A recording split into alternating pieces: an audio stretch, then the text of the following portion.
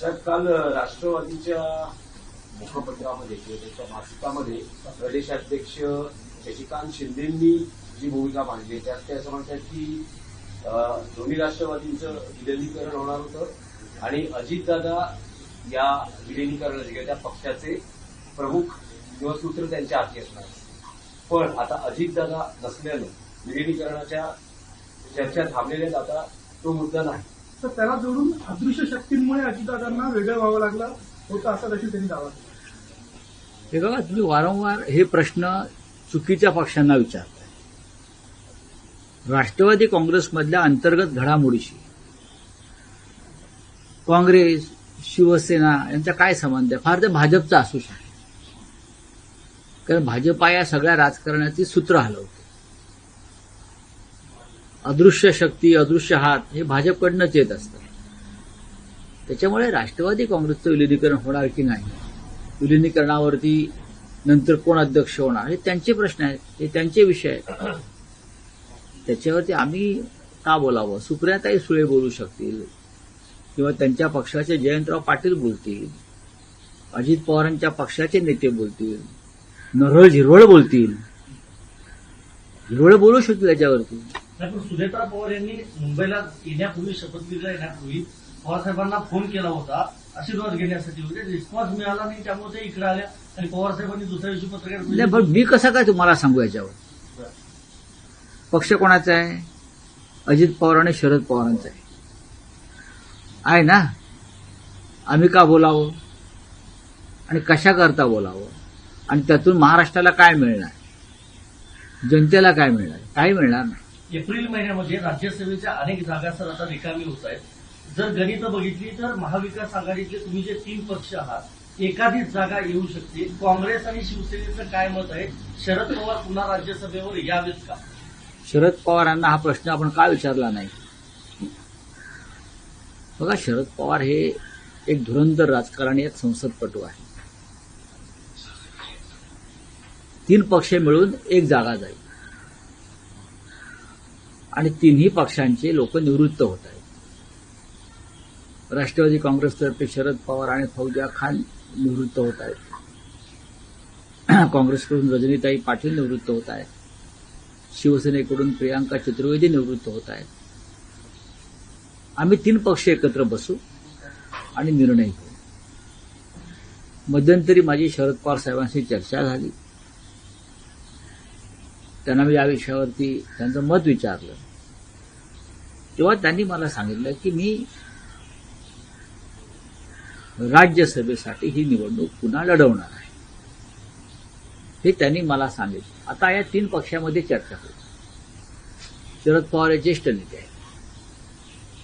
60 वर्षापेक्षा जास्त काळ त्यांना संसदीय कार्याचा अनुभव आहे.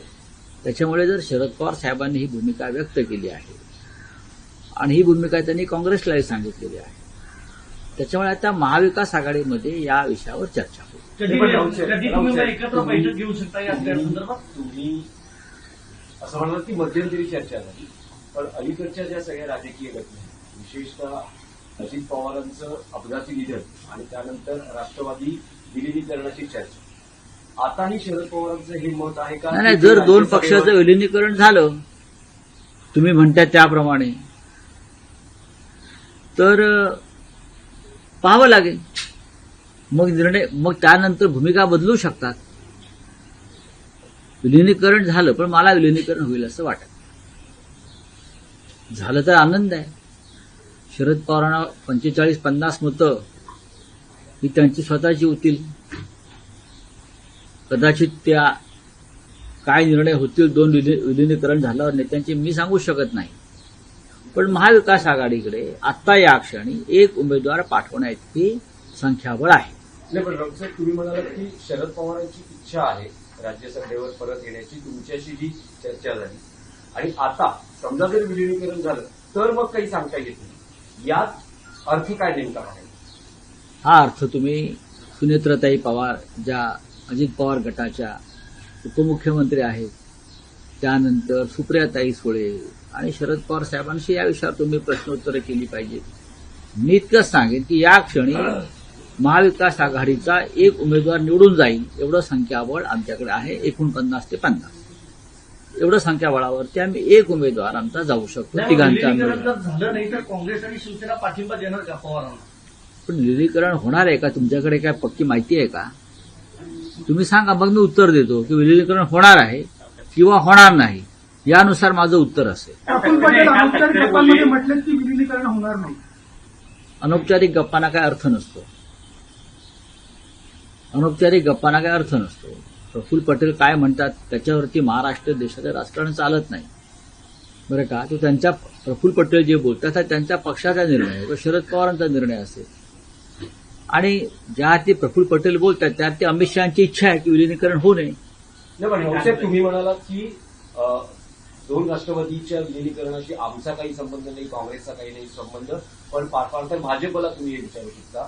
तर एनसीपी अजित पवार गटातलेच मंत्री हसन मुश्रीफ असं म्हणाले की आम्हाला म्हणजे दादांची शरद पवारांशी चर्चा सुरू होती, पण आता दादा नाहीये, त्यामुळे आता आम्हाला भाजपशी याविषयी चर्चा करावी लागेल. मी काय म्हणतोय, भाजप हा अदृश्य हात आहे, तो अदृश्य शक्ती आहे, हे जे मी वारंवार सांगतोय. आणि जे म्हटलं की अमित शहाच्या इच्छेनुसार होणार. प्रफुल्ल पटेल जेव्हा बोलतात तेव्हा अमित शहा महाराष्ट्राविषयी बोलतात. यापुढे त्यांच्या पक्षाची संपूर्ण सूत्र अजित पवारांनंतर ही अमित शहाकडे, फडणवीसांकडे सुद्धा नाही, अमित शहाकडे आहे. हे माझ्या इतकं खात्रीनं कोणी सांगू शकत नाही. भविष्यामध्ये या पक्षाचं काय होईल, हा पक्ष मर्ज होईल का भाजपात, विलिनीकरण झालं त्या पक्षाचं भाजप बरोबर विलिनीकरण होईल, हे तुम्हाला मी सांगतो. नाही, भाजप बरोबर विलिनीकरण म्हणजे कसं, म्हणजे भाजपमध्ये त्यांचे सगळे नेते भाजपत प्रवेश करतील? नक्कीच. आणि एकनाथ शिंदेचे सुद्धा, आणि एकनाथ शिंदेचे सुद्धा. जसं युनायटेड स्टेट ऑफ अमेरिका आहे तसं युनायटेड नेशन ऑफ भाजपा होणार. राम तटकरे म्हणाले की अजून विलिनीकरणाचा प्रस्ताव आलेला नाही, आला तर आम्ही विचार करू. बघा, अजित पवारांनंतर त्यांच्या पक्षाला 10 तोंड फुटलेली आहेत. अजित पवार हा एक खांबी तंबू होता, तो तंबू कोसळलेला आहे. त्याच्यामुळे त्या तंबूतले उंट, घोडे, बैल, गाढवं, बरं काय सगळे धाव चालू आहे त्या तंबूतले. कोण काय बोलतंय, कोण काय बोलतंय त्याकडे लक्ष द्यायची गरज नाही. नाही, पण त्यातले काही प्रमुख नेते म्हणजे तटकरे आणि प्रफुल्ल पटेल असं म्हणतात की आम्हाला या प्रकरणात जाणीवपूर्वक टार्गेट केलं जातं. कोणी टार्गेट केलं? कोणी केलं? विरोधी पक्षाने केल्याचे दिसत नाही. ज्या कुटुंबातला कर्ता पुरुष म्हणजे अजित पवार हे संशयास्पदरित्या मृत्यू पावले, त्या कुटुंबातून हे हल्ले होत आहेत आणि समोर पुरावे दिलेले आहेत. जेव्हा माणूस पुराव्यासह बोलतो तेव्हा पुराव्यानं उत्तर द्यायचं असतं. आम्हाला टार्गेट, आता मोदी म्हणतात मला टार्गेट करतात, मला टार्गेट करतात. देशाचे 12 वर्ष प्रधानमंत्री आहेत, तुम्हाला कोण टार्गेट करेल? काय दुर्लक्ष करा सगळ्या गोष्टीकडे. चला, धन्यवाद. रावसाहेब, आणखी एक विषय होता की चंद्रपूरमध्ये जे काही घडलं त्यावर तुम्ही एक प्रतिक्रिया व्यक्त करतात, त्यावर मनसेतून काही प्रतिक्रिया येतात आणि त्यातच पुढचा अध्याय म्हणजे काल मनसेच्या नेत्यांच्या वतीनं अशी भूमिका मांडण्यात आली की मुंबईत अनेक ठिकाणी आम्हाला शिवसेना उभाटाच्या कार्यकर्त्यांनी मदत केली नाही, अनेक ठिकाणी आम्हाला जागा मिळाल्या नाही, अनेक ठिकाणी अपक्ष उमेदवार उभे केले गेले, अनेक ठिकाणी आमचे उमेदवार असताना एबी फॉर्म दिले गेले, अशी भावना कार्यकर्त्यांची आहे आणि नेत्यांची व्यक्त व्हायला लागली आहे. भावना राज ठाकरेंकडे कार्यकर्त्यांनी व्यक्त केली. जर माझा राज ठाकरे साहेबांशी परवा चर्चा केली, मी होतो त्यांच्याकडे, आम्ही चर्चा केली.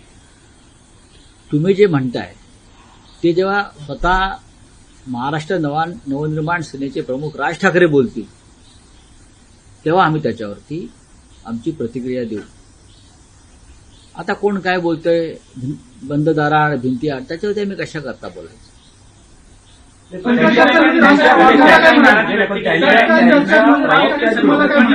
प्रवक्त्यांकडून ही प्रतिक्रिया व्यक्त. एक लक्षात घ्या, महाराष्ट्र नवनिर्माण सेना आणि शिवसेना यांची युती घट्ट आहे. कोणी काही बोललं तरी त्या युतीमध्ये काय मिठाचा खडा पडणार नाही. कोणाची किती इच्छा असली तरीही या ठाकरे बंधूंच्या युतीमध्ये मिठाचा खडा पडणार नाही. मुंबईच्या महापौरांच्या मुद्द्याला प्राधान्य आणण्याचा देत आहे. प्रयत्न सुरू आहे असं गणेश नाईकांनी सांगितलेलं आहे. नवी मुंबई येथील जे सर्व भूखंड आहेत ते पुन्हा एकदा बिल्डरांच्या घशामध्ये घालण्याचा प्रयत्न सुरू आहे. पुन्हा त्या एकनाथ शिंदे त्यांनी ताकशिरी या ठिकाणी उघडले हे बघा, गणेश नाईक हे कॅबिनेट मंत्री आहेत आणि भारतीय जनता पक्षाचे मंत्री आहेत. ते ज्या भागातून निवडून येतात किंवा ते ज्या भागाचे नेतृत्व करतात तिथे जर असं काही बेकायदेशीर भ्रष्ट मार्गानं काही कृत्य होत असतील तर कॅबिनेट मंत्र्यांनी नुसतं आदळापट आणि आपटापट करून चालत नाही. त्याने एक भूमिका घ्यावी लागते कॅबिनेटमध्ये आणि समाजामध्ये. माझे त्यांना आव्हान आहे, त्यांनी ती भूमिका घ्यावी. जर बिल्डरांच्या घशामध्ये नवी मुंबईतले मोक्याचे भूखंड कोणी घातले असतील आणि ते तुमच्याच मंत्रिमंडळातले सहकारी असतील तर नुसती आपटापट करून चालणार नाही ना. तुम्ही एक भूमिका घेतली पाहिजे कठोर. त्यासाठी तुम्ही त्याग करण्याची तयारी ठेवली पाहिजे. तर तुम्ही नेते आहात आणि मोठे नेते व्हा. अजित पवारांच्या विमानाचा अपघात होऊन 15 दिवस उलटलेले आहेत. त्यांच्याच पक्षातून सुरुवात झालेली होती. संशय त्यांनी अमोल मिटकरी असतील इतर नेत्यांनी व्यक्त केला होता. तुम्ही देखील व्यक्त केला होता. तर यंत्रणा काम करतायत, तपास सुरू आहे, इतकंच समजलं जात आहे. 15 दिवस झाले अजून काही निष्पन्न झालं नाही. तपास होणार नाही. तपासातून काही निष्कर्ष निघणार नाही. रोहित पवार यांनी जे प्रेझेंटेशन दिलं त्यातल्या कोणत्या मुद्द्यावर तपास झालाय किंवा झाला नाही हे शेवटपर्यंत तुम्हाला कळणार नाही. अजित पवार ज्या विमान कंपनीच्या विमानातून प्रवास करत होते त्या कंपनीमध्ये सुद्धा एक अदृश्य हात आहे. त्या कंपनीमधली बेनामी इन्व्हेस्टमेंट, बेनामी मालक कोण आहेत याचा आधी तपास व्हायला पाहिजे. रावसाहेब, मंत्री नरहरी झिरवळ असं म्हणतायत म्हणजे मंत्रालयातलं लाचखोरी प्रकरण उघडकीस आलं, त्याचे जर धागेदोरे आपल्यापर्यंत आले आणि तसे जर सिद्ध झाले तर मी मंत्रिपदाचा राजीनामा. त्यांनी नैतिकतेच्या मुद्द्यावर राजीनामा दिला पाहिजे सगळ्यात आधी. नरहरी झिरवळ काय आहेत हे सगळ्यांना माहिती आहे. त्यांच्या पेठ तालुक्यातल्या लोकांनाही माहिती आहे. मला तोंड उघडायला लावू नका. नरहरी झिरवळ यांचं कार्यालय, मंत्र्यांचं कार्यालय एसीबीने सील केलंय यासारखी लाजिरवाणी गोष्ट नाही. आणि मुख्यमंत्र्यांच्या आदेशाशिवाय अशा प्रकारची कारवाई मंत्रालयात होऊ शकत नाही. याचा अर्थ मुख्यमंत्र्यांच्या कार्यालयाचं त्यांच्या मंत्रालयातल्या लाचखोरीवर लक्ष होतं आणि लाचखोरीचा अतिरेक झाला तेव्हाही कारवाई झाली.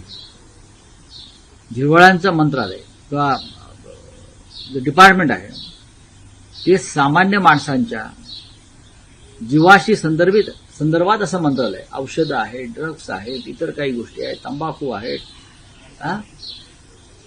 मेडिकल स्टोअर्स आहेत, गुटखा आहे. आणि ज्यांना झिरवळांचं चारित्र्य माहिती आहे या संदर्भातलं तर त्यांना काय सांगायला नको की त्या मंत्रालयात किती अनागोंदळ अराजक माजलं होतं ते. ह्याच झिरवळांच्या काळामध्ये उपाध्यक्ष असताना पक्षांतर बंदी कायद्यासंदर्भातले काही विषय पक्षांतराचे त्यांच्यासमोर आले होते आणि काय आहे पडद्यामागे काय घडलं हे आम्हाला माहिती आहे. मालेगावमध्ये मालेगांव का सवाल है। डेप्यूटी जो उप महापौर है उनके ऑफिस में टीपू सुल्तान का फोटो लगा है और कहा गया है शान दिन। हाँ, बात ऐसी है, अगर टीपू सुल्तान का फोटो लगाया है और टीपू सुल्तान को इस सरकार का विरोध है तो महाराष्ट्र के मुख्यमंत्री ने एक आदेश देकर वो फोटो निकालना चाहिए। सीधी सी बात है ना। वाद प्रतिवाद क्यों कर रहे, या माहौल क्यों खराब कर रहे। टीपू सुल्तान को राष्ट्र पुरुष का दर्जा नहीं मिला है ना, और सरकार नहीं चाहती तो सरकार ने एक आदेश निकालकर वो फोटो निकालना चाहिए। सरकारी कार्यालय में कौन से फोटो लगने चाहिए या नहीं लगने चाहिए, इस बारे में एक संहिता है, एक प्रोटोकॉल है, उस हिसाब से लगने चाहिए फोटो।